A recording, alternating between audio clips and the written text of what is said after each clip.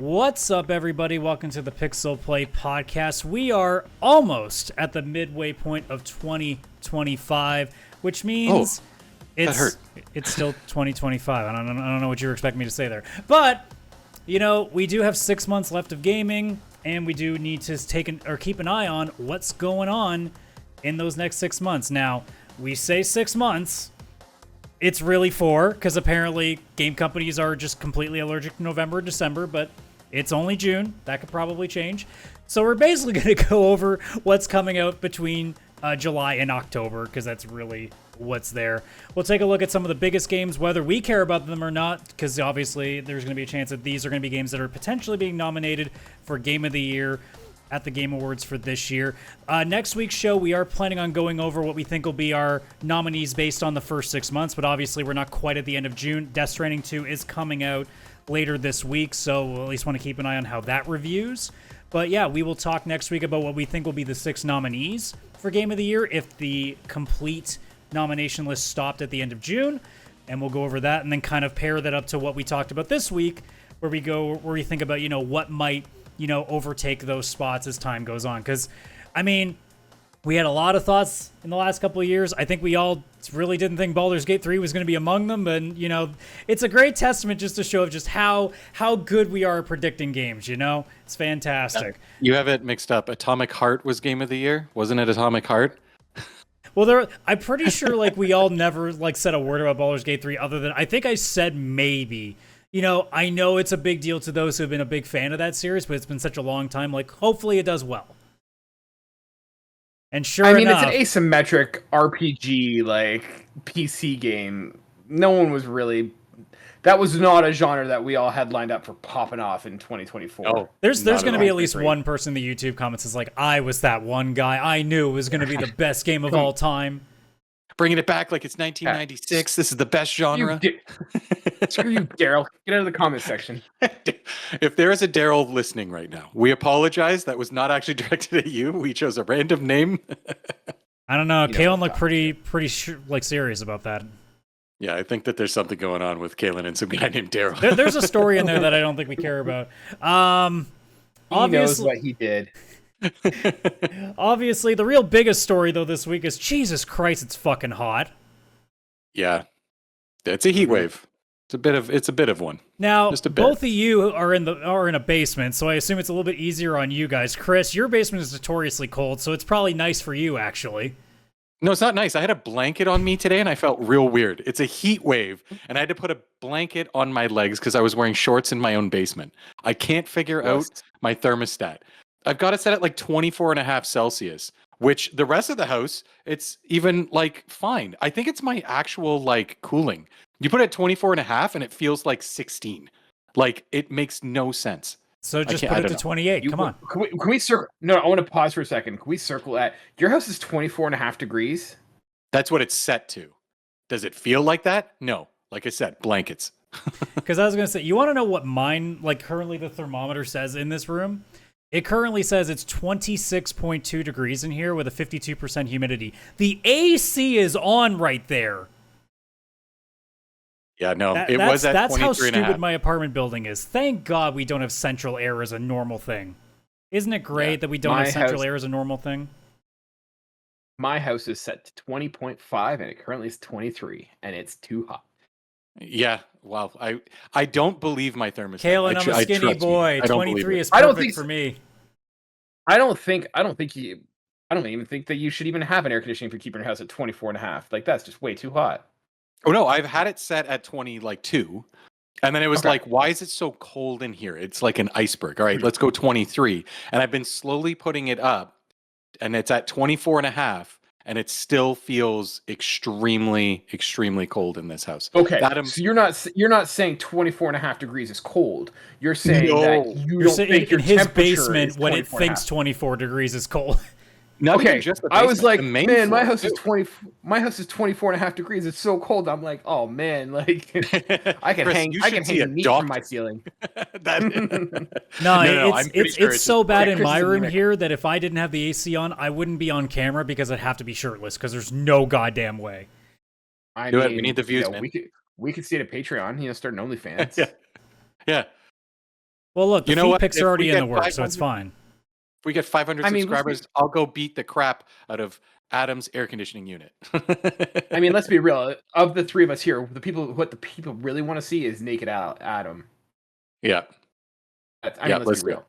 I mean, Daryl in the comments right now. I mean, he's already wearing nothing on top, so. Yeah, you're almost there, man. Just go for it. I mean, I'm a 6 out of 10 at best. There's probably somebody that would pay for it. Don't sell yourself short. What do you mean? like I'm how above average. I'm happy with that. I like how we went 4 years before we made the ball joke, and we finally got one on. Yeah, we did it. Because I do it myself. I don't need help.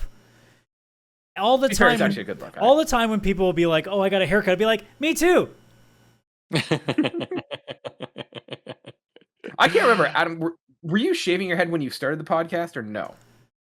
Oh God, I think so. Now we just need to go back because we started around the pandemic, and I got it shaved within 6 months after the pandemic started. So I have a feeling, yes. If anything, you might have got 2 episodes of me with hair, but I don't. I can't remember think you so. with hair. It fits you so well that I can't picture Adam with hair. Me neither. And I've known him when he had it, and it's that's just an Adam I choose to forget. Well, to be fair, if you saw me from behind, you might as well have seen me without hair because I just had a massive ring of grandpa baldness for the longest time. That's the other reason why I finally got rid of it, because I got tired of going to the hairstylist and then being like, "How's the back look?" And I finally just gave up and said, "Non-existent." All right, we talked about this is a video game podcast, ladies and gentlemen. It's the intro to the show. When are we ever on topic? Let's be real. So obviously, what have we been playing? So I've actually finally found something new to play. Thank God. I was starting to die by just playing Balatro endlessly. I know Chris is be like, "Oh no, what was you playing Balatro over and over again?" Sorry, Chris, I still only own it on one thing. I'm sorry. Oh, that's rookie numbers. I sincerely apologize. I've actually gotten into a game based off of Game Pass, The Alters. I know, Chris, I was telling you about it. I don't know if you've heard of this one, Kaylan? I've heard of it. I have no idea what it is. So, and it's very much like Blueprints to me, not in terms of it's a puzzle game. It's more just, I'm shocked by how much I'm enjoying it because it's the kind of game that I don't generally lean towards, because it's essentially just a resource management game. That's all it really is in the grand scheme of things. There's a little bit of story in it. There's a little bit of combat in the most quotation marks possible. But realistically, it's you're on a planet alone. You need resources so you can build shit. And you got to figure out how to do all that in a time limit. The main concept of this game, and hence the title of The Alters, is that you're the only person there, but there's this mineral that you found on this planet that you've apparently been looking for that is able to power up a cloning device that allows you to make copies of yourself, but making copies of yourself using an alternative timeline version of you. So, for example, I think the first one you do is the technician, and it's based off of you standing up to your abusive dad, but you didn't. So, you the normal you is just a regular Joe Schmo, whereas this guy becomes a much more grizzled technical guy because he had the balls to do it. There's a scientist alter review that stays in college and gets this not diploma, oh my god, what's the word, scholarship, there we go, Jesus brain. But there's all these, it's almost like a job system in a JRPG where it's just you're getting different versions of yourself. There's a doctor, there's a miner, there's a refiner, there's a worker, and they all have their own quirks. So, the technician's really good at fixing stuff around the ship. The scientist is obviously there to speed up research. Actually, he's the only one that can research. There's a botanist who's really good for your greenhouse and producing materials that you can make for food, so you can make sure that's stocked well. So there's a lot of different things that you want to get to. Now, you only have a max of 6, so you got to be careful on which ones you get. And there's more than 6 classes, so you got to be selective on what you think is your most dire need at that point. But it's a curious concept where it's hey, it's all you, but they all have their different interests, their different viewpoints. Some of them are apparently the miner, because I haven't gotten him yet because I researched a little bit on where to start. He's a very troubled, very depressed dude, so he can cause a lot of morale issues on the ship. So there's actually a couple of classes that can deal with stuff like that too. Because there's a lot of things in between. There's a finite amount of time that you'll want to resource gather, you'll want to build things. you'll want to like cover all of that stuff. And there are like acts where there is a certain time limit that you have to move from that area before something happens. It seems to be a case of like there's so much radiation on the planet that if the sun actually rises on your side of the planet, you will die just from the sheer amount of radiation. So Feels like this week.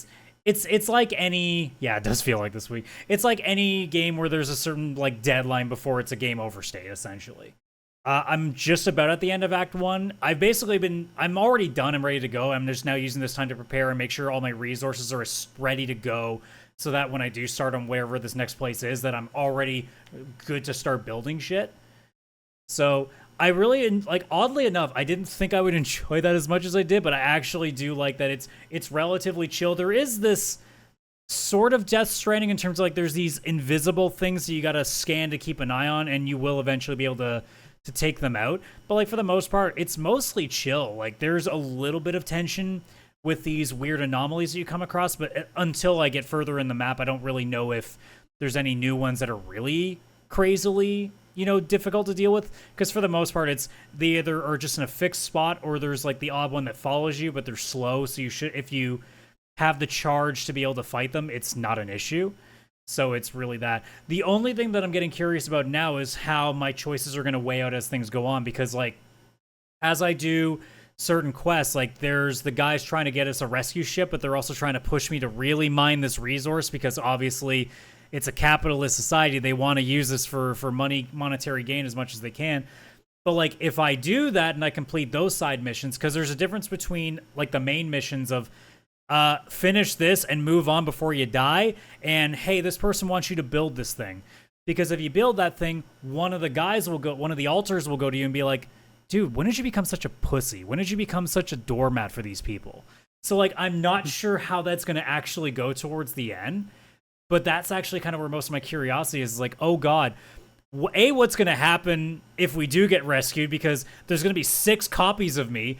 Also, how are they going to know which one is me? That's the fun part.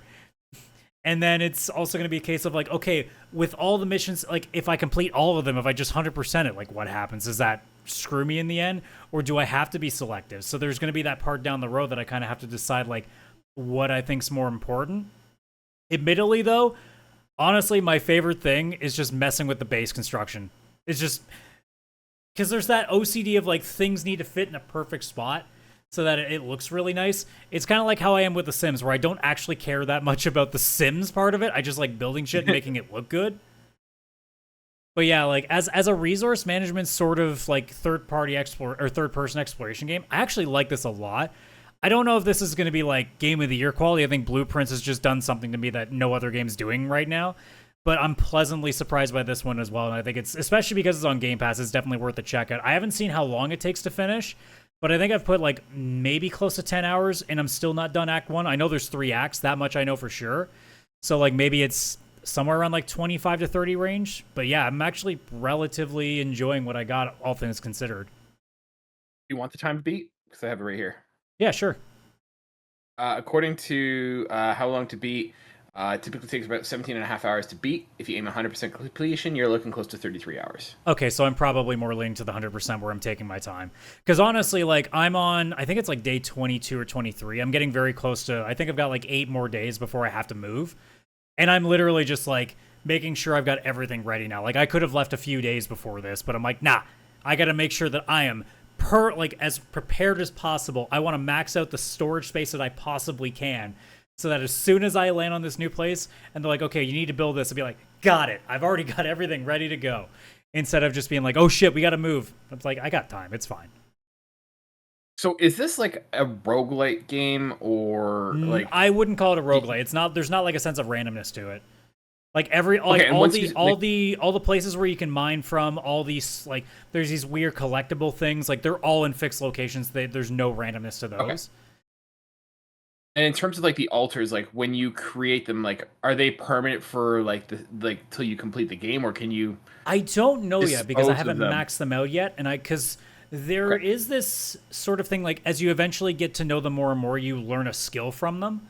It's like, from the technician, it's something to do with, like, being a little more, like, self-centered, or learning to say no, essentially. and that put a puzzle piece in there. Now I know there's more than 6 altars, so there's no way if I just do 6 of them that the puzzle piece is done. So I'm wondering if there's, I guess if we're doing the fuck you thing, like just killing them off and like resetting them. I don't know, because it hasn't been brought up yet. Because there's a max of 6, I'm only at 4, so I don't know for sure. But the way the guides have kind of led me to believe is that there's probably a way that you can switch them out. I just haven't come across that ability yet because I'm not deep enough into the game to know. Because I've still got room for 2 more on the team. Cool. I need to check this out. Yeah, I didn't realize it was like this. I thought it was like a psychological horror game or something. Originally, I thought that too, but then I heard like we've been joking about it a while, but Yahtzee or Zero Punk. Well, it's not Zero Punctuation anymore because it's not on The Escapist. But oh my god, Fully Ramblematic, where he does reviews of stuff. We've been very lock and step recently. Like, on a lot of games, like Blueprints is one of them. Expedition 33, like, we both match almost to a T. So when he said Altars was his game of the year, I'm like, all right, I'm at least curious, because if he likes it and we've been pretty lock and step for a little while, there must be something to this that must be really good. And as soon as I started playing it, the OCD part of my brain was like, oh, okay, I kind of see that point of view. Yeah, that makes sense. And now I'm waiting to see, like, if the story maybe really kind of puts a cap on that, or if maybe something else is still yet to come in terms of either the building mechanics, or maybe there's more stuff on the map as things go around where maybe that does change. But as of yet, like I said, I'm still like just about to finish Act 1, so probably by the time we talk next week, I'll definitely have a clear idea of it. Like right now, I'm in the 8 to 9 out of 10 range. Like it's very, very good. I'm just waiting to see if there's that thing that really puts it over the edge, or if it's just gonna stay like pretty good. Because it's really got the hooks in me. It's just a matter of, is it really gonna finish clamping or not? Mm-hmm. Yeah, it looks really cool. I'm definitely checking this out in my Game Pass list. Yeah, it's. Well, I mean, we're finally getting to a point where Game Pass for a little bit has not been quite like I finally had that period. I'm like, oh good, I got a break from Game Pass just in time for me to go, oh crap, actually my backlog's basically barren. Shit, Game Pass, I need you again. Because I've still got to mess with a Rematch, although it sounds like there's no like local co-op, so I'm like trying to be like, shit, okay, so now I got to wait for people to have it and mess with that. And then also, obviously, we're waiting on things like Outer Worlds and other stuff like that that's still yet to come. So it's a real shame that I just decided to play Metaphor right away, because goddamn, that would have been a great period to play Metaphor now that it's on Game Pass. That is also on the list. It's just there. You know, just the list of like, yeah, Kaylan's like, yeah, no, JRPG and 80 hours, nah. Kaylan's favorite combo.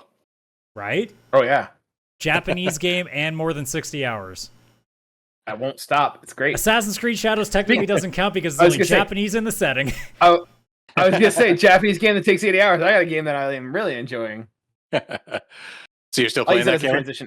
Yeah, I'll transition in mine. So yeah, I am still playing Assassin's Creed. I've got like 4 major targets left. I got a bunch of like the side quests just keep adding up and up and up and up and up, and I'm enjoying them. Like I'm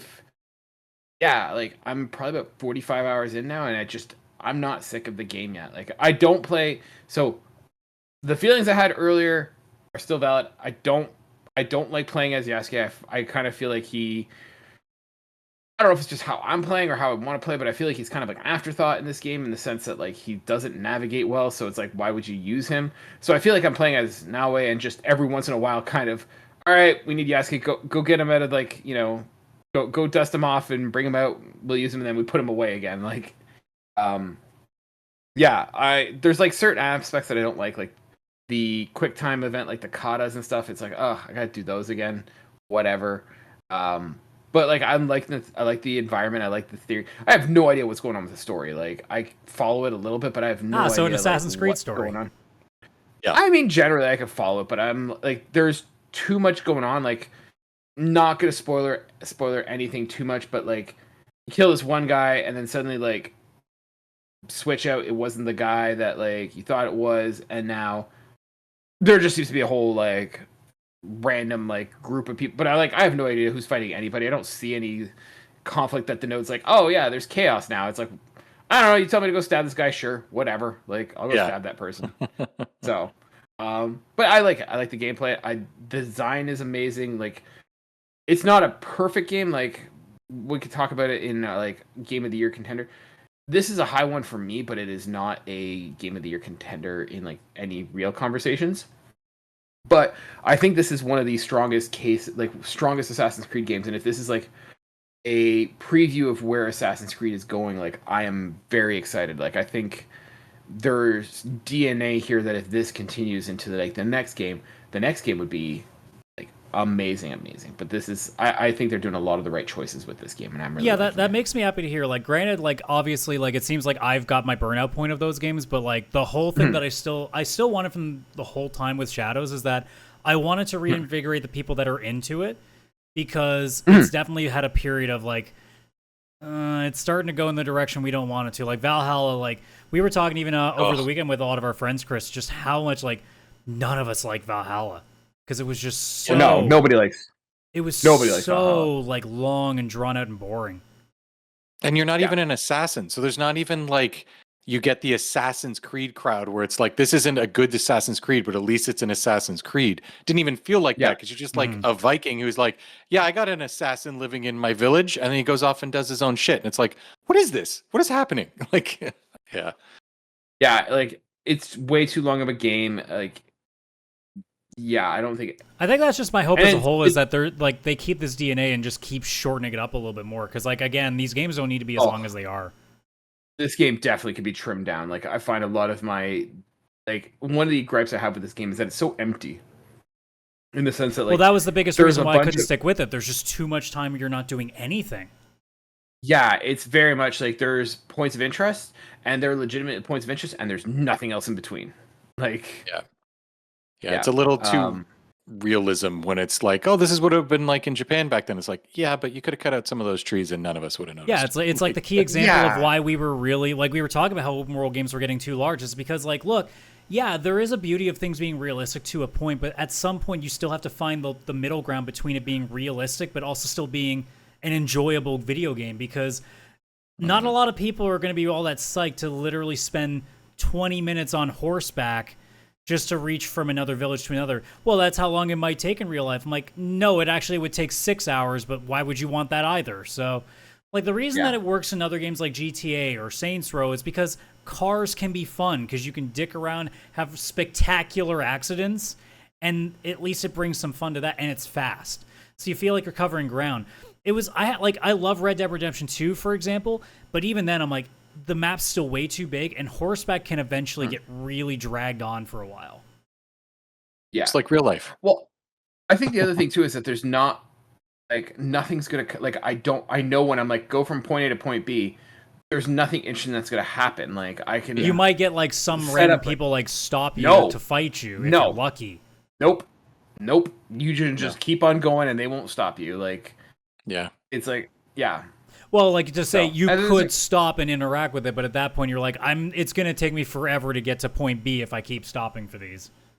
Mm-hmm.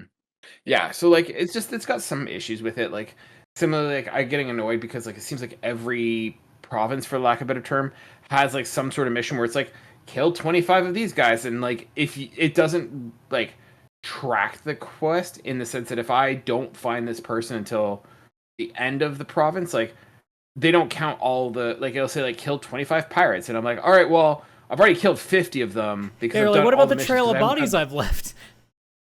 That's the thing. It's like, because I didn't run into this person, it's like, oh, I can't just be like, oh, by the way, I've already dealt with him. It's like, okay, I gotta kill him. I'm like, I'm not doing this. It's like, from a gameplay perspective, you're thinking, what if you've literally killed every pirate in the area? Like, where are you gonna find these pirates? They refresh. Like, man, the Anim is such an interesting piece of technology. It's interesting because, like, they refresh, but it's like, this isn't fun just for me to go find 25. Like, I think one of them's like kill like 100 characters. I'm like, I'm not doing this. Like, you don't get have out to. of here. I skipped the all Animus. of those Where you're at right now? Has it brought up the weird Animus stuff yet for you?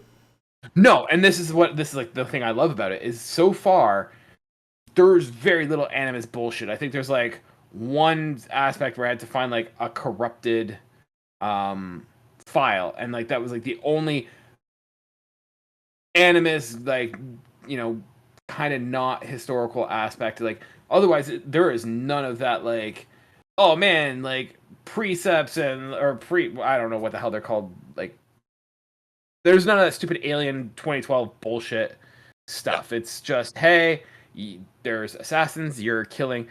The term Templars hasn't even come up yet, which I think is cool. Like, which I don't imagine they're going to be called Templars because like it's Japan. They don't. I still they don't have reserve that I Templars actually there, didn't mind all the Desmond stuff until they started getting weird with the Apples of Eden. Like once they started getting into the God stuff, that's where I'm like, all right, now we're getting a little bit weird. Like if it was literally just modern day Templars versus Assassins, that would have been cool. And then they decided to go, hey, 100%. let's turn this into the gods and of like heaven are part of this too. It's like no. And it's so funny because it has all to do with like the Mayan 2012 calendar, and I'm like, wow, you guys sold out this whole series for a blip in time that came and went. Like, yep, yeah.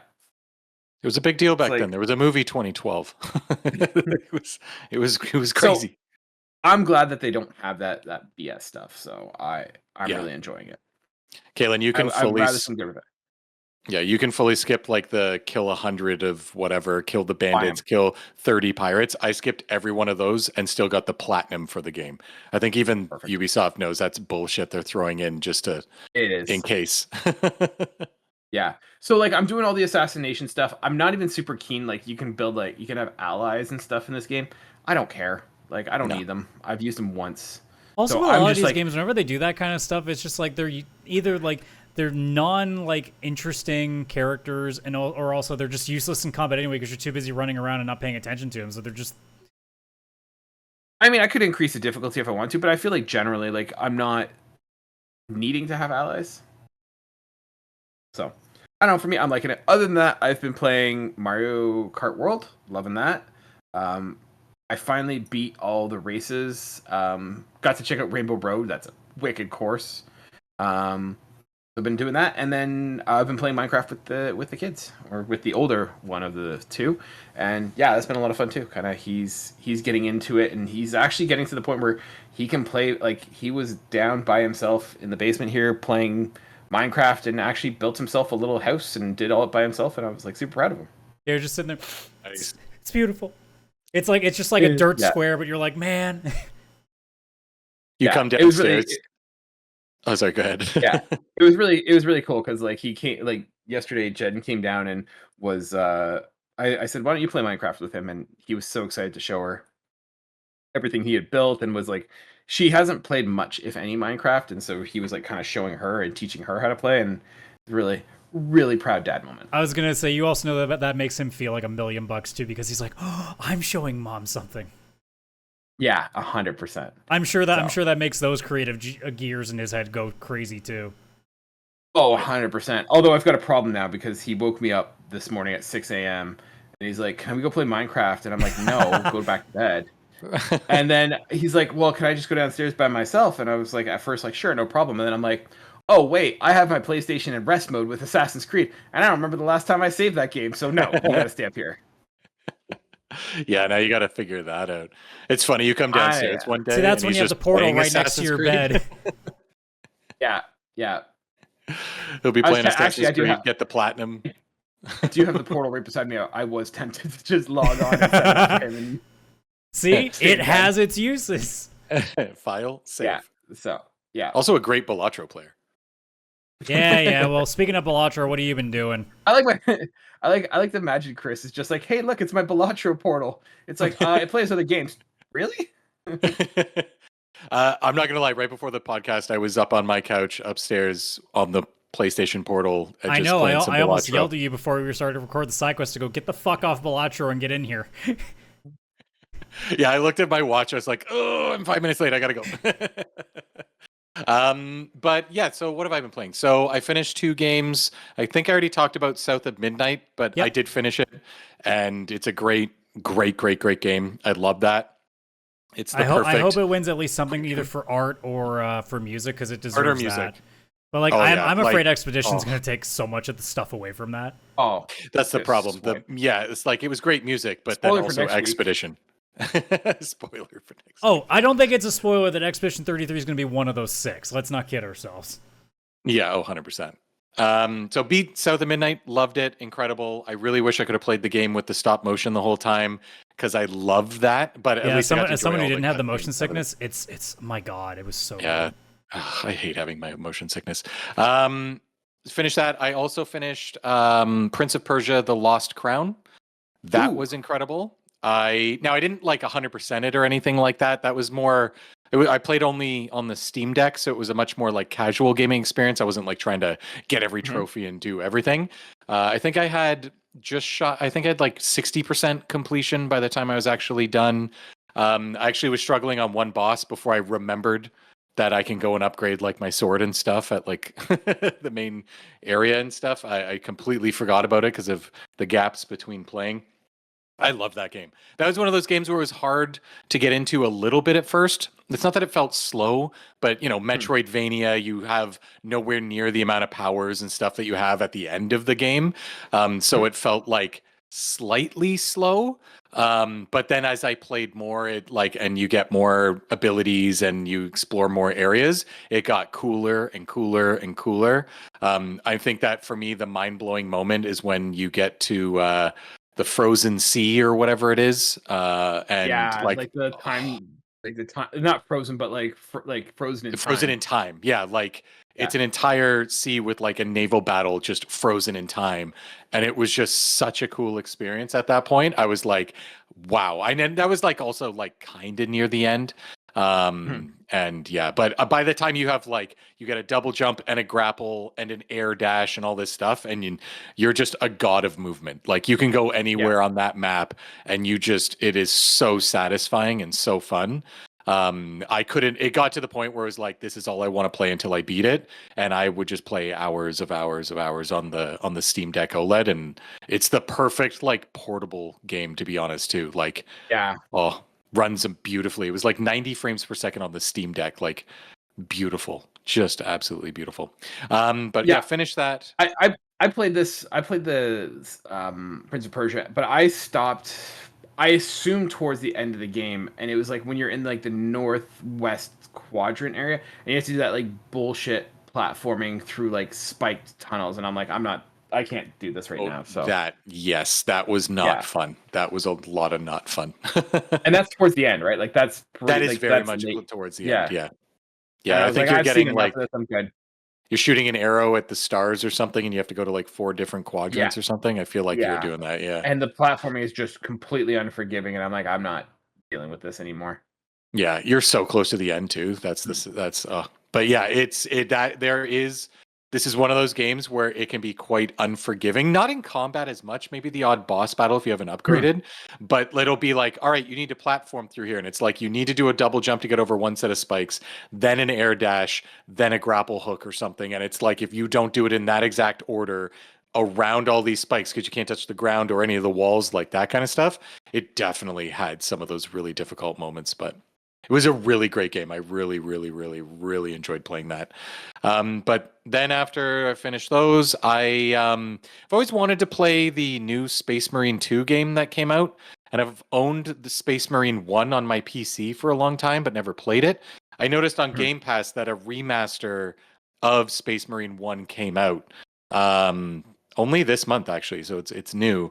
I didn't know if it was a remake or a remaster. It's definitely a remaster after loading it up. I can't even remember what the heck it's called. It has this like really funny name, like Master Space Man. I don't remember. I can't remember what it is, but it's a lot of fun. Like I actually have never played the Warhammer game. I played some Warhammer games, but I haven't played the Space Marine one specifically, like the third person kind of cover shooter. I don't think you actually can take cover in the first game, but got a lot of it's a very Gears of War game, but obviously I guess Gears of War is kind of like Warhammer 40,000, so there's that too. A lot of fun so far to play.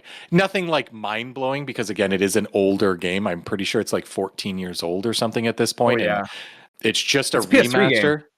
Yeah, it's just a remaster to like bring it up to modern resolution and like solid 60 frames per second, but they didn't change the actual gameplay. So it's like walking down hallways, shooting orcs, walking down hallway, press a button, walking down hallway, shoot more orcs. But they give you a bunch of really cool weapons that you can use, like a pistol, kind of an SMG, a sniper one, and like a grenade launcher, and a chainsaw sword for melee, and like that enough is fun. I'm enjoying my time with it. It's more just because like I've owned the original on Steam and I'm probably not going to get to it now because this new one's out. Might as well play it while it's on Game Pass, and I can, I guess, technically knock the old one off of my Steam backlog. But yeah, Space Marine 1 is actually fun, and I really, really look forward to hopping into Space Marine 2 one day when either it's on Game Pass or I eventually buy it or something, because that game looks like a lot of fun and a lot more modern. Oh, dude. So we're actually... This clip here is actually from Space Marine 2, and like that game is a lot of fun. Like, feels very much like Gears of War, total power fantasy and everything like that. Doesn't need to be, you don't need to play the first game to know what's going on. It's Warhammer. Everyone's racist and everyone wants to kill each other. So, and you're a big Hulk and Space Marine. Yeah. Oh, absolutely. Yeah, I'm gonna definitely still play the first one. Just I mean, I've started, and it's really short. I'm pretty sure it's like 18 chapters. I've only played like maybe 2 hours, like maybe less, an hour and a half. And I'm on chapter 5 of 18. So it's like going quick. Yeah. I mean, it's a PS3, Xbox 360 game. So it's not going to be massive in size when it's the way that it was made. You can tell they were still trying to push graphics and stuff in it, like for back then. Not as impressive now, especially compared to Space Marine 2. But it is a lot of fun. It's the same idea. It's the same power fantasy, same just like you're running into a group of orcs. I unlocked an achievement for charging directly at enemies. Like I was like, yep, this is the kind of game I need right now. I'm not going to like try and 100% it or anything like that. I just want to play through the 18 chapters, enjoy the over macho power fantasy of being a Hulk and Space Marine and get through it, and then get hyped for whenever the second game again I have access to it on either on Steam or Game Pass or something along those lines. But it's a lot of fun. So it's a nice little palate cleanser. Do you want the how long to beat score again? Yes. So main story, 7.5 hours. Main Perfect. and extras between 8.5 to whatever. Completion is 23 hours. Yeah, I'm not going to complete it. I'm definitely not. Like there's some audio log collectible you can find along the way. If I see one, I grab it, but I'm not really searching for it. I'm just more like, where are orcs? I wish to stab them with a chainsaw sword. It's cool. Like you heal by like doing a finisher and stuff. If an enemy's stunned, you do a finisher, you'll heal your health. But like the finishers are putting the chainsaw sword through the chest of like an orc and then running the chainsaw and ripping it out and stuff. Holy hell, is it just like a lot of fun. Warhammer is designed by and for 14-year-old boys, and that's exactly what it is, and it's great. Yes, I don't say that disparagingly. It's 100% like this is what I'd be sketching in my sketchbook at like 14 years old. Oh yeah. So I look forward to kind of finishing that. Yeah. And when that's done, I have no idea where I'm going to go because Game Pass keeps looking at me. This is a Game Pass game, but also so's Metaphor and now the Altars that Adam's talking about and the Oblivion remaster. I should just stop playing video games just so I stop adding stuff to your list. Well, it's not just you. It's also the app and the stupid Xbox app. I keep checking Game Pass like, oh, I wonder what they added. And it's like, what the hell? There's like 5 new games I want to try. Like Game Pass is really doing well. I'm going to just throw that out there. Holy hell, is that a service right now that I would definitely subscribe to, just at least for right now, if I wasn't currently. Like, yeah. God. It's great. Well, we'll get to the chance to see what else is coming out because it's time to go over what's left for this year. Now, keep in mind, this is obviously mid-June, or late June, I guess, at this point now. So there could still be a lot of announcements that we don't know about yet. Like we said, November and December is basically barren. So... yeah. There's definitely a lot of opportunity for more stuff to come out. Xbox will obviously also at some point. Okay, other than that, we'll clearly see a lot whether Sony shows something, Xbox adds something, because Game Pass is obviously going to need something in the last couple of months of the year to get people interested. So we'll see. So I got a master list of at least games that I think are interesting to one aspect or another. If you guys have anything to say about it, or if you just want to like say like whether you're curious, whether you're interested, or whether it's a lock for you to play at some point. Obviously, we'll do that. I try to avoid like ports, remakes, or anything like that unless they're like significant enough. Like Metal Gear will count because it's such it's going to be such a more prevalent remake. But like for example, Tony Hawk's Pro Skater 3 and 4, I didn't think was big enough to pop it onto that list. So that's kind of like just an example of like what I'm doing with here. And not all of these games are things that I care about either. So just keep in mind, like I am putting games in here that I'm like, look, maybe none of us give a crap about, but they're big enough that people will pay attention to. So we'll see. But first off, Nintendo will be leading the charge in July with Donkey Kong Bonanza on the 17th of July. So for me personally, the things I've seen about it I'm curious. I don't know if I'm nearly as interested as I thought I would be about a new Donkey Kong game, to be honest. You're not gonna play this game. You're not playing this game. Oh, there's no way I'm playing this game. Because you don't have a Switch 2. Well, even if I had one, that's the first step. It's a case like I'm still like not nearly as curious as I thought I would be, because obviously, you know, I wanted to see a new Donkey Kong 64 kind of game. But I don't know, like something about everything that they show makes something seems off to me. A lot more Mario Odyssey. I'm pretty sure it's the same engine or team or something. It is. Yeah. It is 100%. I think it is actually the same team. Yeah. I'm also thinking the digging I'm not mechanic guessing. I they think I have. heard it. The digging mechanic that they're showing off to me, I'm like, maybe it's one of those things that like until I actually play it, I don't see it. Just whatever they were doing with that, just like it seems like it's just not going to work the way that I would think it will. But I mean, I know, like I'm sure Chris is like, yeah, I'm playing that.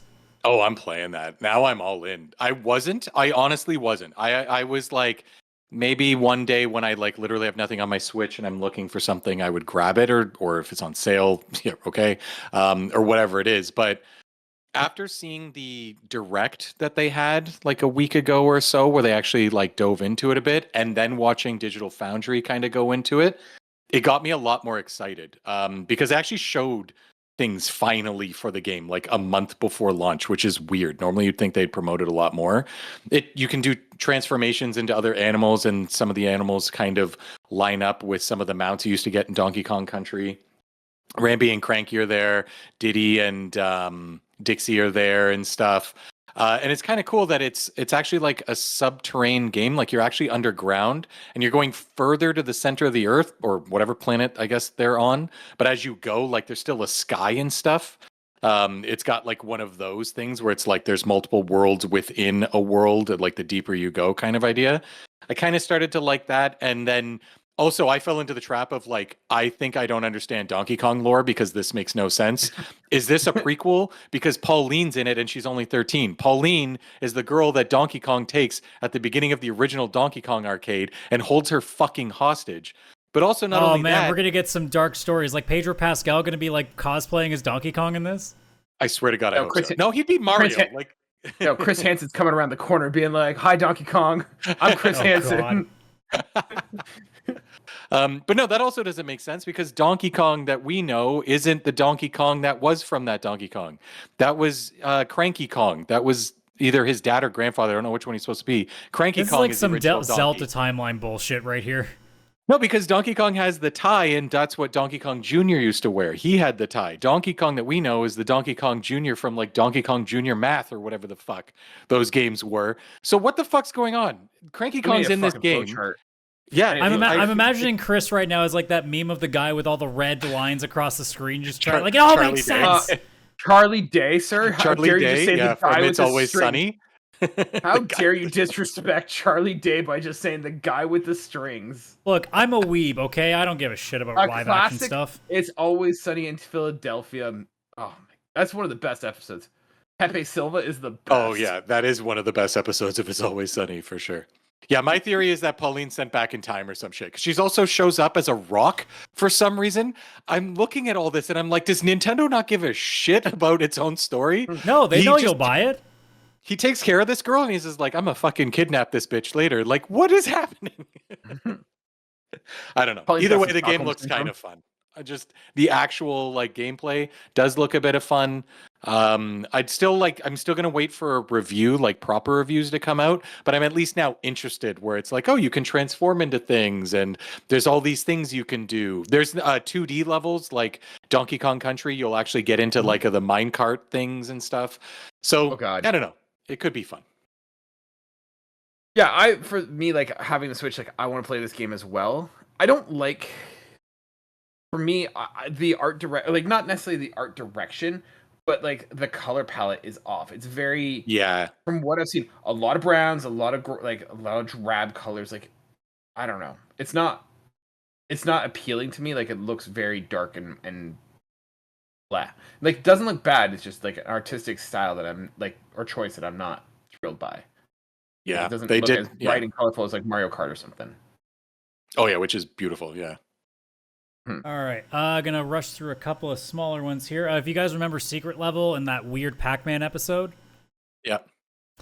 Shadow Labyrinth, which is the game based off of that, that's out on the 18th. I'm more just like, I'm curious just because I want to know what the fuck happens and like what's going on with that game and how people receive it. That's the only curiosity to me in that. Why is Pac-Man crazy and what's happening? I think it's actually a Pac-Man game. Like Pac-Man is in it. Yeah. The thing is Pac-Man that's falling around the character. Yeah. Wild. And then Chris, you and I will be super stoked for the 24th of July. That's where Killing Floor 3 comes out. Yep, I wrote that one down in my list here. We haven't played a bunch of the last game with friends like for years now, and it's not like it's a yearly Christmas ritual.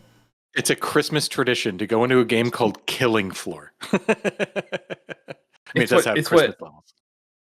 what Santa died for our sins for. Well, no, it's we kill for Santa. You're both right somehow.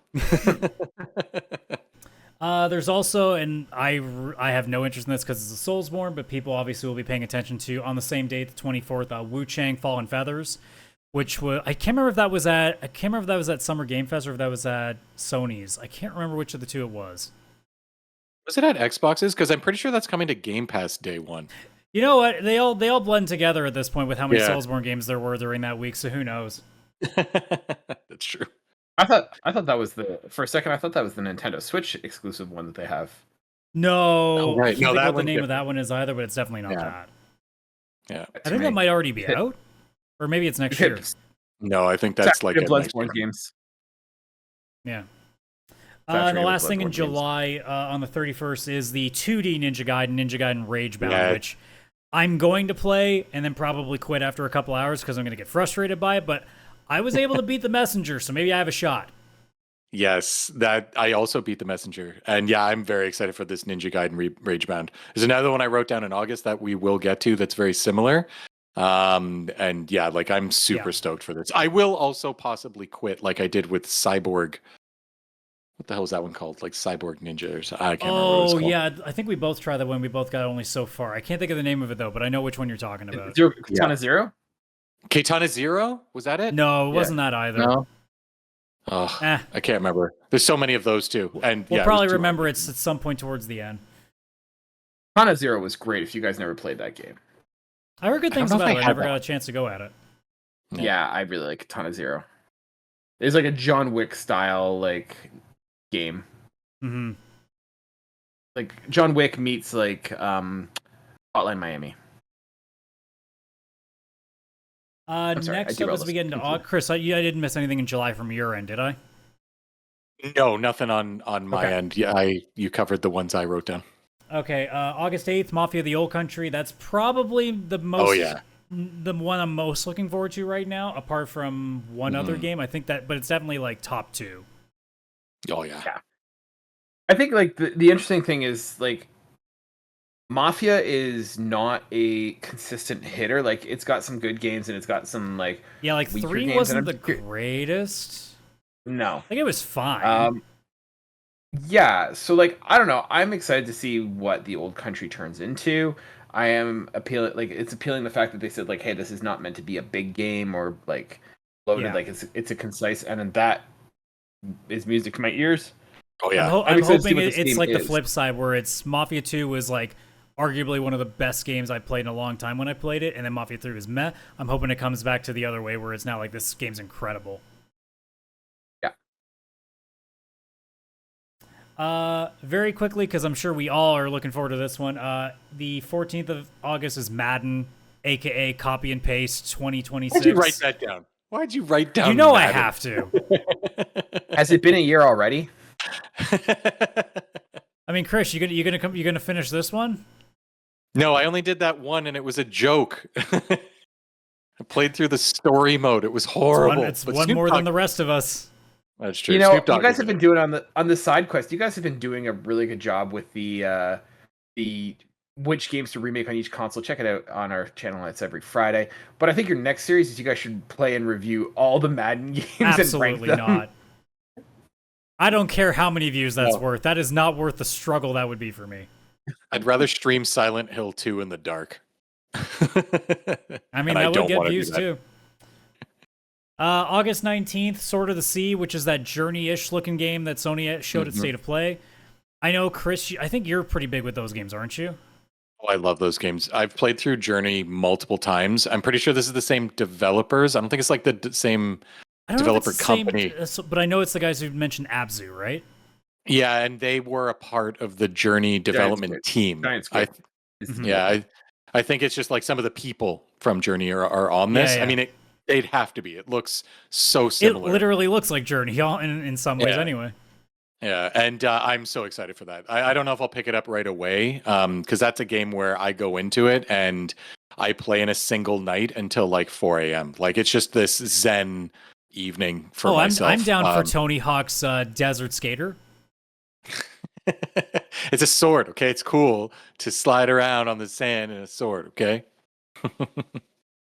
Another one I know you're looking forward to because you got friends that you play with. August 22nd, Dying Light the Beast. Yes, yeah, I'm excited. I have a friend group. We are not there yet. We haven't even purchased Dying Light 2. We're waiting for it to be an extreme.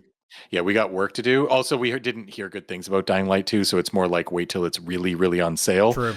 But this one does look promising. It brings back the character from the first game and kind of, I think, is continuing that story, which is a lot more promising than the direction the second game went. So we'll have to see. Mm-hmm. Another bringing stuff. Well, we're getting into the re-releases or remake stuff now. 26th, Gears of War Reloaded. So Game Pass fans are going to eat very nicely with that.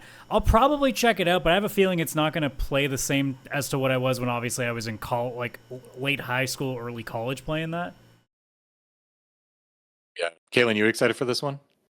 Yeah, I kind of am. I missed out on Gears of War. I didn't have an Xbox 360 until really late into the console, and I kind of missed it. And they're relatively short games too, so it's not going to take too much of your time either, which is great. Because I think those campaigns all in all are generally like 7 to 11 hours at all times.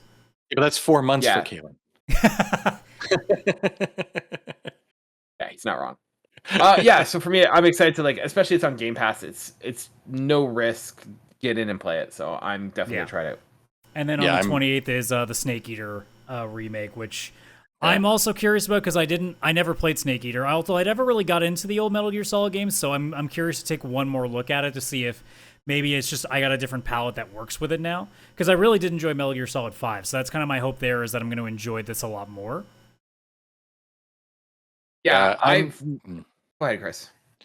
No, go ahead. I don't even know what to say yet actually about this one because I'm actually kind of like excited, but not as excited as I thought I would be.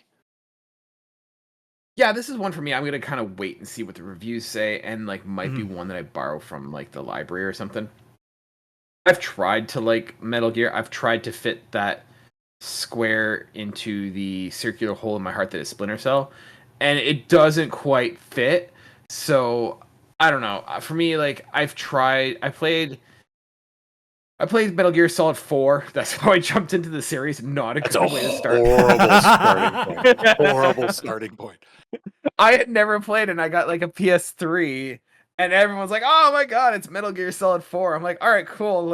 I've never played Metal Gear. Let's jump in." I'm like, and then 3 hours of cutscenes later, you're like, "What did I just walk into?" Someone's making fucking eggs every cutscene, and it's 30 minutes. I have to go make some popcorn. I'm booking with Jen, so it's like, "Hey, you want to watch our TV show Metal Gear?" She's like, "What the hell's going on?" I'm like, "I don't have a fucking clue." And we're just sitting there eating popcorn, watching a 2-hour cutscene. Chris, isn't the final bit of the game 2 hours straight of cutscenes, or isn't it over an hour of cutscenes at the end? I can confirm it is. You know why? Because I had to go somewhere, and I was playing. I'm almost done this game, and I had somewhere to be. I had to go to class or work or something, and I was like, "Oh, I'm almost gonna finish this game. I'm gonna play a little bit," and I'm like, "How fucking long is this cutscene? I need to go." Yeah, the ending is really long. Yeah, and I don't remember if you could pause the cutscenes or not. Oh, I don't know. There might be a thing that they added it later because they did. It was one of those games that didn't even have trophies at launch, and they had to update it later. And I think that I have this feeling they updated pausing. I started typing. Could you pause cut with a C? First one, can you pause cutscenes in MGS4? I don't know if the algorithm's just listening to me or if this is something that comes up frequently. Yeah, I don't know. That's a horrible starting point because the first game, Not good. genuinely, like obviously it's a PS1 game, but it was so good. Metal Gear Solid 1 was such a good game. Metal Gear Solid 2, it depends on how you like the ride and stuff.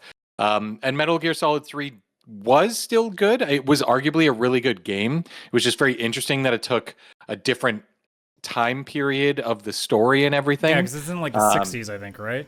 Yeah. So it's kind of like, to me, Metal Gear Solid 1 will always be the Metal Gear Solid. Like, I don't think any can live up to it. And that's probably why I'm not as excited for this one. But if it has really good reviews, who knows? Like, maybe I'll want to hop in there. I'm kind of in a wait and see period too.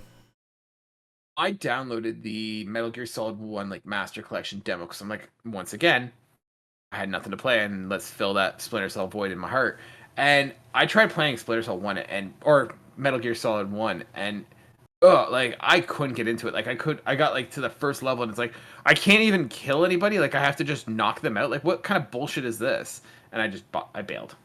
You hadn't got the gun yet because everything's on site. You just swam in. You got shot out of a missile from a I sub. can't carry a fucking pistol when I like. You can't swim. bring it with you if you're shot out of a torpedo bay. Come on, Kaylan.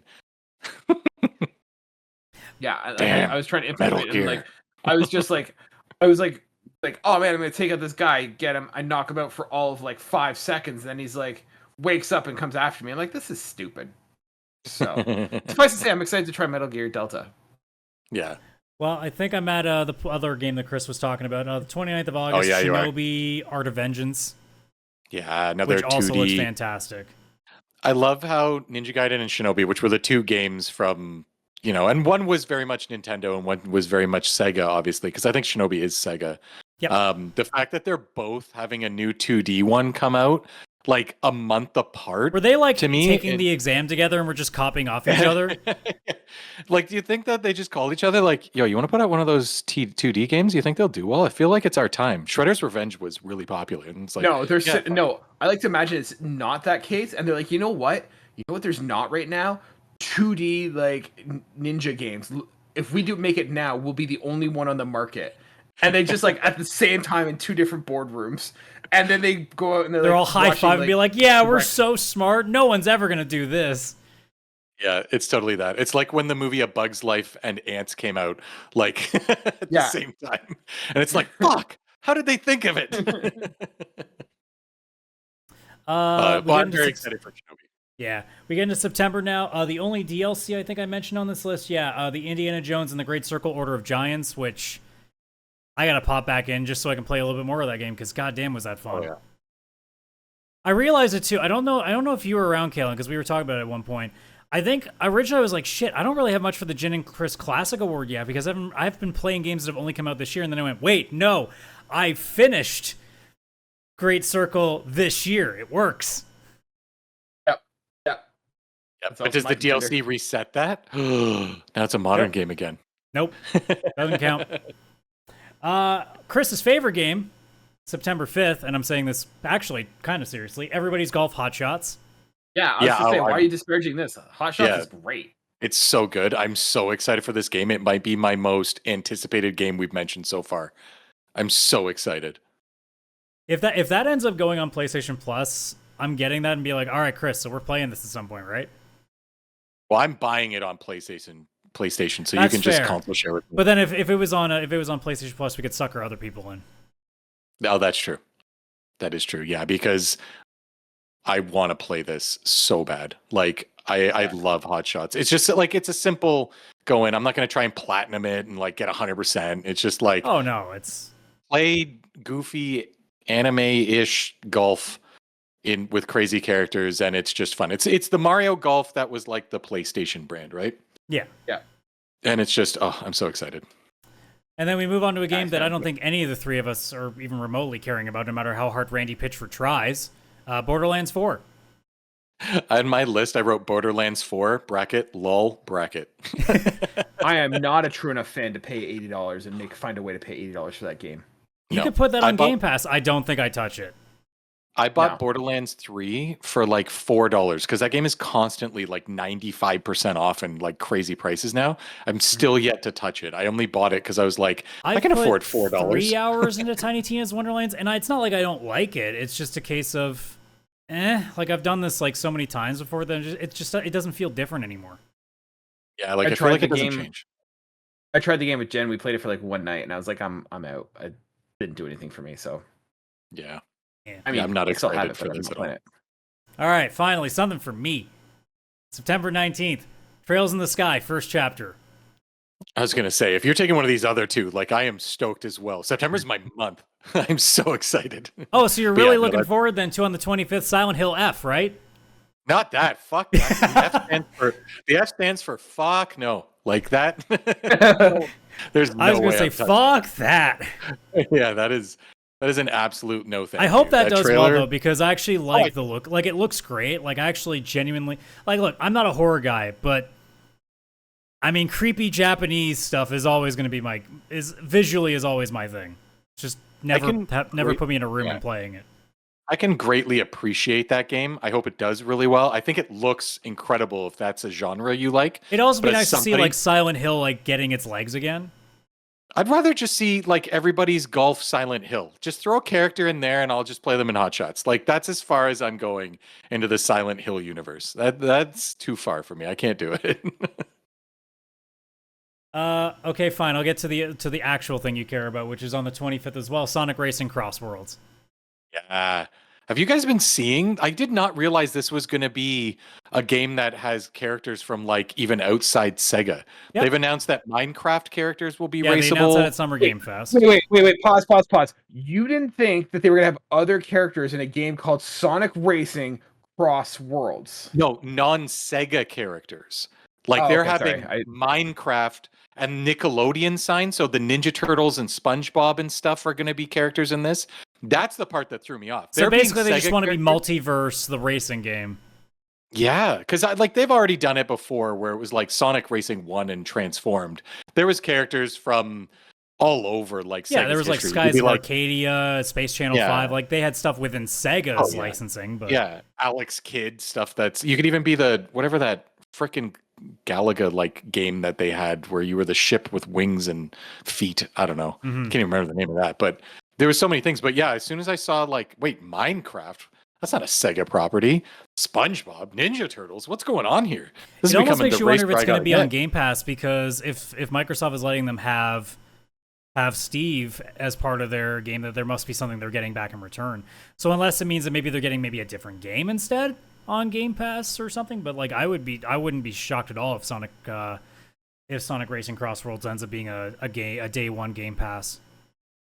I love Sonic Racing games. They haven't been the same for a while because like the last one was only Sonic characters. Sonic's great, but there's only so many characters. I think it was Sonic Racing All Stars. I think that one was pretty good.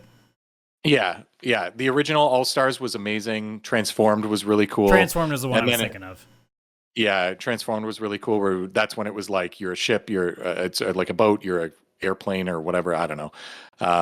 But yeah, this actually looks like it's kind of going back to those games, which I'm really excited about. Apparently, you go through portals and like jump between the different worlds of all the different characters while racing. That sounds really exciting. Really exciting. So I'm definitely picking that up at some point, unless of course it's on something like Game Pass. Why does Sonic need a car? Because how else wouldn't be fair? Because then you'd have podcast before. Steve from Minecraft would like try and run, and he'd just do his blocky movement, and Sonic would run past him. It just wouldn't be fair, Kaylan. I've not followed the trailers. Does Steve ride a minecart? If not, that's a missed opportunity. I don't know, because he wasn't in the trailers. It was just like a news article with a screenshot. Okay. No, they did a trailer at Summer Game Fest. There was like a small thing they showed. I just don't remember. Yeah, then I just straight up forget, Kaylan, and I apologize. It should be a minecart, like that. If it's a missed opportunity. Yeah, like that's his name. Like if it's a normal car, he's just driving like a Corvette. It's like what the, what is this? It does actually look like, unless I'm looking at something stupid, but Yeah, it doesn't look official. Either way, we'll move on. So there's nothing else in September that's interesting at all. I mean, certainly nothing Chris is looking forward to. Oh wait, sorry. I almost forgot about Final Fantasy Tactics. My apologies. No, I'm just kidding. I said September's my month, man. Why would you do that? I was gonna say September's the anti-Kaylan month. Like with the exception of everybody's golf, this is like the weakest month. Indie. You don't like Sonic Racing? It's like Mario Kart, but different. Why does he need a car? You just can't even enjoy it based on that fact. No. It's like, no. I get why a fat plumber needs a car, and like Bowser's a turtle. Like it makes sense why they need cars. But Sonic is literally supposed to be the fastest character, and he needs a car. Well, it's for the same reason that Tails needs a car. It's not fair. He can fly. You have to set ground rules, literally and figuratively. Yeah. But yeah, Final Fantasy Tactics, Chris. Have fun. Oh, I'm so excited. It's going to be, I think, the game I buy myself for my birthday in September. September is my month. I don't know what I'm going to do. I'm going to be playing golf, play a lot of Sonic games, racing, and tactics. I'm playing. There's 3 games. I guess also the Indiana Jones DLC. Yeah, that's the month of Chris right there. Yeah. October, we get to really where the last stuff is coming. None of us, I think, are going to care anything about this, but I had to list it because it's got enough trailer hype. Directive 8020, which is that sci-fi horror game that's been passed around a bit. So this one is interesting for me because I did like Until Dawn. I like sci-fi. I'll see where this one falls. But I mean, I didn't play The Quarry, so who knows? But the actual one we all care about on the 2nd of August is Ghost of Yotei. Yeah. I'm still optimistic as heck for this one. I'm in the wait and see. Like the main thing I'm gonna look at is the how long to beat. If it's a little bit shorter, then you might at least get my attention. But if it ends up being another long one, I might honestly skip it. This is gonna be a platinum for Kaylan. Yeah, this is a platinum for me too. I platinum. Well, not in 2025, Kaylan. It won't be a platinum for you then. No. Well, no. I think I'm gonna clear up my schedule for when Ghost of Yotei comes out. I'm getting that one day one. Yeah, that's a good plan. It is possibly the last Sony single player narrative game that we're gonna get for a while. So like I'm gonna salivate it and like. What do you mean? Sony has so many games coming out that aren't live service games that have been canceled or pushed back. We'll see. How's Marathon doing, guys? It's actually just called Ghost of Live Service. That's what Yotei actually stands for. It's just a live service. It's more like Ghost of Sony first party games. Oh yeah. Ooh. Yeah, I'm very excited. If we were making funny titles, that would have been the title right there. Yeah. Oh, I hope it's good. I really hope it's good and does well, and it's Sony's like, oh right, this is what we're supposed to be doing. Yeah. Sony single players rarely miss. I've got confidence. Oh yeah. Yeah, like even if they miss, they're like 7 out of 10 misses, which is like, oh no, like decently good still. Sony single player games are like pizza. Even bad pizza is still pizza. Like, Little Caesars is fucking delicious. I don't care what anybody says. Oh, Little Caesars is can't argue. Yeah, that is. It's a delicious $5 pizza. Let's not. I was gonna say for I think it's like $6 now, but for $6, yeah, you'll take whatever you get at that point. Yeah. No, I love those. It's a delicious $6 pizza. It's nothing more than that. Then we get to a bunch of like I'm not certain. I'm not done with Little Caesars yet. They don't even just say it's delicious. They just say hot and ready. Those are what they promise. They don't promise like taste or like quality. That's fair. Just hot and ready. That's fair. And besides, if you actually want taste, you just get the crazy bread anyway. Yeah. Thank you for attending Fat Guy Corner. Now we can move on now. I love pizza. So there's a bit of a break after that. The 17th of October is Double Fine's new game Keeper. I honestly don't particularly care about it, but Double Fine's always just like a legend in the industry, so it's always something to keep an eye on.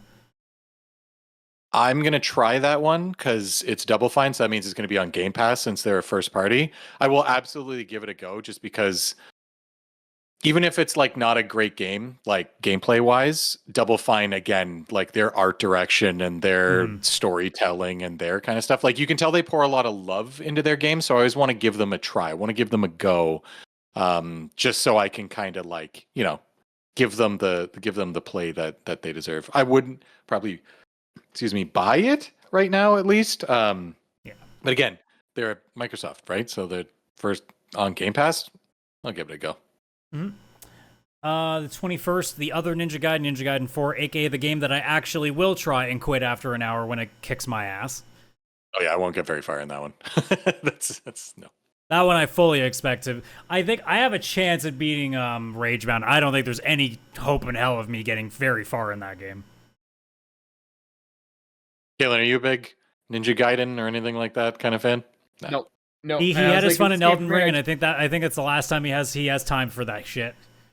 Pretty much. I am like, oh, maybe Ninja Gaiden. Like, maybe that's something I'll be into. And I'm looking at him fighting some demonic monster. I'm like, nope, this is not a Kaylan game. We got Double Dragon Revive, another game making a comeback on the 23rd. I'm curious about it at best. I don't know if I'm like super enthusiastic about it yet. Yeah. If this is another not King of Fighters, Streets of Rage, I'd be super into that because Streets of Rage 4 was fucking awesome. Double Dragon, I've never really like truly enjoyed, but yeah, I'm iffy on this one too. Yeah, it's probably like if it's on Game Pass, I'll take a crack at it. We'll see what happens. Yeah. But we will definitely take a crack at on Game Pass on the 29th, The Outer Worlds 2, which is probably the other bit in my top. Like if my top 3 was out there, it's probably that, Mafia, and Trails. Like Outer Worlds 2, me, I enjoyed the first one a lot, and I'm hoping that they build upon it, because the Outer Worlds original it still had a lot of dead zoning in it. Yeah, see, I tried playing Outer Worlds, and it was I dipped out of that like halfway through. I'm like, what am I doing here? And I just didn't have interest. So the gameplay they've been showing, it looks like a lot of fun. It's just a matter of is the in-between's going to be riveting enough to keep you in.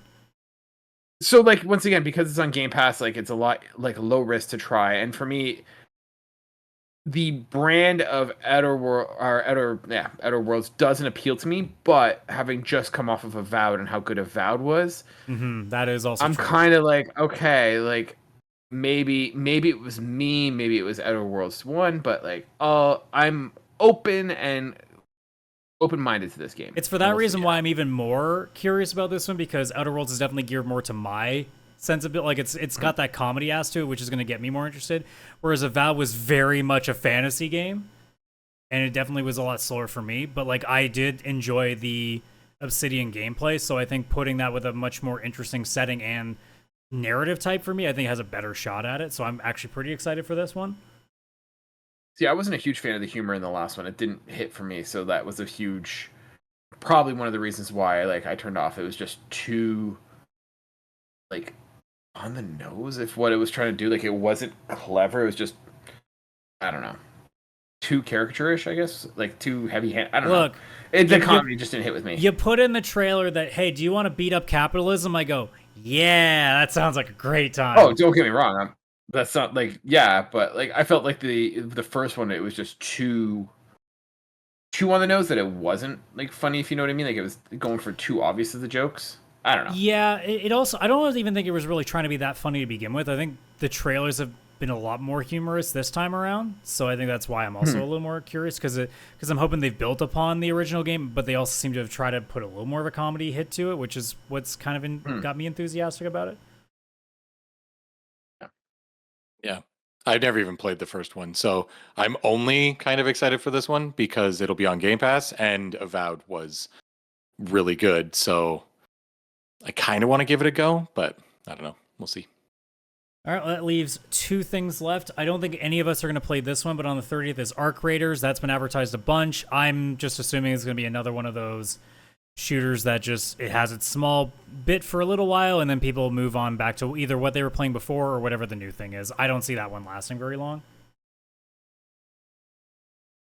No, it's not for me.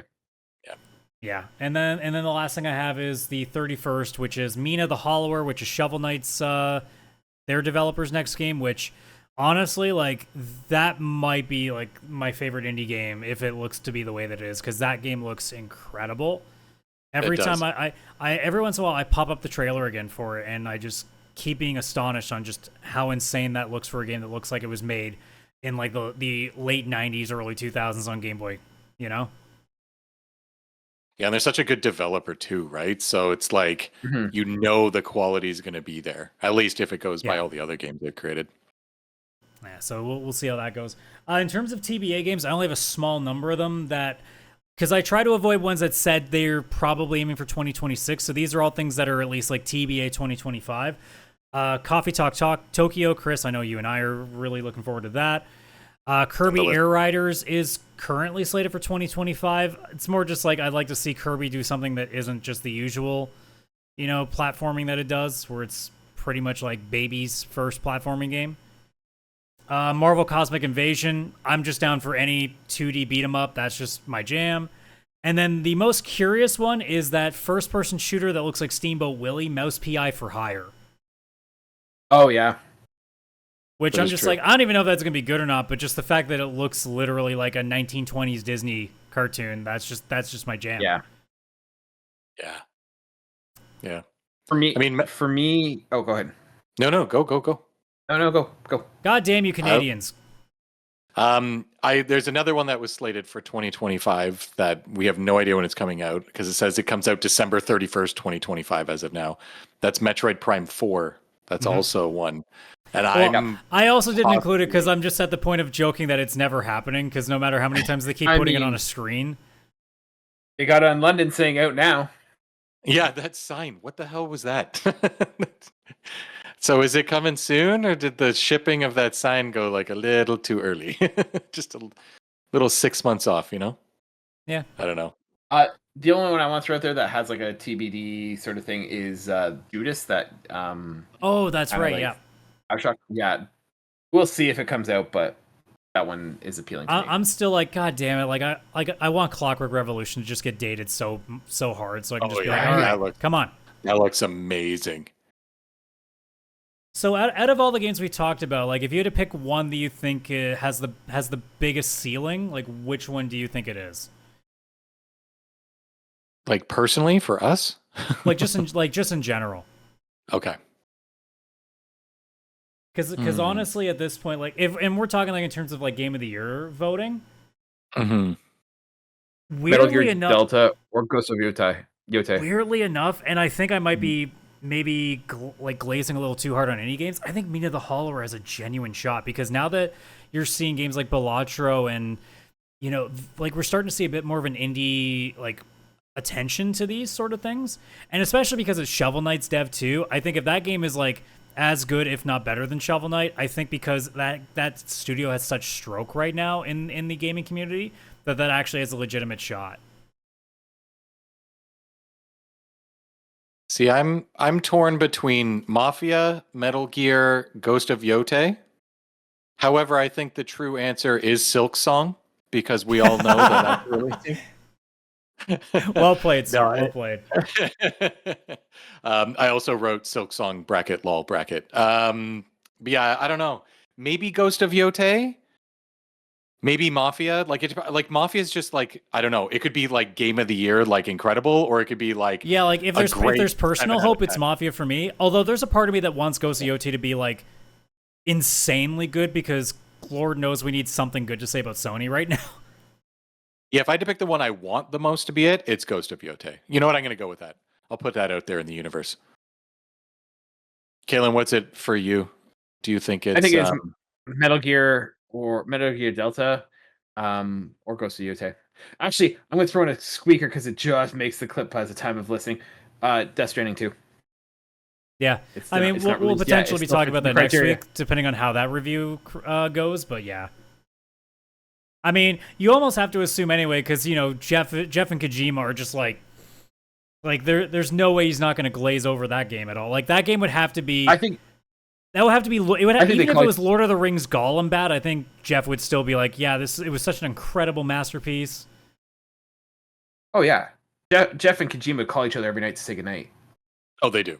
There's there's only that's the only possibility right there. Like. And then which game out of all we've talked about is the one you're looking forward to the most? And for me, like, oh god, it's a lot harder than you'd think because you just immediately think Trails because of me being the way that I am. And I think it might be Mafia though. Hard. Easy for me. Ghost of Yotei. Yeah, like it really is like the Trails remake and Mafia are just like right next to each other. Because they're just for different reasons. Like, I want to go back and play Sky 1 all over again. so badly, and it looks so great. But also, I really, really want a really good Mafia game again, because God, I live off of the memories of Mafia 2 some days. It was such a good game. I'm actually playing that right now for the first time because I only just played the first one. I'm like real late to the party here. The first one, at least the remake, and the second one, which is also like the definitive edition, are such incredible games. It's insane. They are so good. And the story in 2 is just so good. Yeah. For me, for second place, Mafia and Ghost of Yotei are currently tied because like I'm really excited for them for like different reasons. But I gotta be honest, if I had to pick my most anticipated game, it's Everybody's Golf Hotshots. I know it sounds stupid, but it's because it's just like a sit down, play a game for the sake of just playing a fun game. Kind of like how Astrobot got me really excited last year. Well, it's kind of in the same way of like how Mario Kart is right now. Like, it's not a game that you necessarily are like, I'm gonna put 20 hours straight into this. It's just more like, I can't wait for this because I know whenever I turn this fucker on, I'm smiling ear to ear. It's just that, like, it makes you happy to play it. It's colorful. It's a fun gameplay loop. You don't take it too seriously.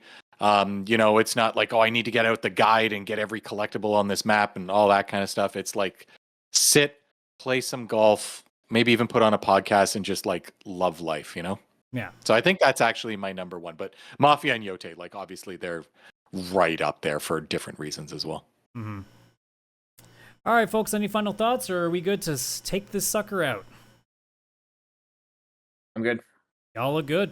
Alrighty then. Well, you guys, thank you so much for checking out this week's episode. So, the huge like and subscribe. We really appreciate if you do that if you're watching on YouTube. If you are listening on any audio platform and you were able to give us a rating, please do so as well. Obviously, share with all your friends. You know how much that stuff means to us. Like, we love hearing from you guys. We love hearing from new fans. I love dealing with people in the comments that just say mean things about me. It's my favorite thing. Also, there's the link tree, linktr.ee/pixelplay podcast. Link to our Discord is in there as well. Again, we love chatting with you guys there. So always come say hi to us there. So this Friday, Chris and I, we will be talking about DS and 3DS remakes. We are done handhelds from this point onward, so we will talk about those then. And then we only got a couple more consoles left, and then the entire series is done. Then we need content. Madden year in review. God damn it. Starting with Madden 04. I don't know why I picked that year. Oh God, that's 21. No, we got to go back to Sega Genesis. John Madden football. I don't even know what the year was. It might have been. Actually, no. Do we even go further back and go to Joe Montana's football? Honestly, no, it's just Madden. It's just the Madden in review. Damn it, the Joe Montana game was actually fun. Don't have to look forward to that part. Don't overexert yourselves. Don't kill ourselves by reviewing a game that we enjoyed. Football games, yeah, Skip ahead to the crap. All right, folks. Well, you guys enjoy yourselves wherever you may be. So take care. We'll see you on the next one. Bye-bye for now.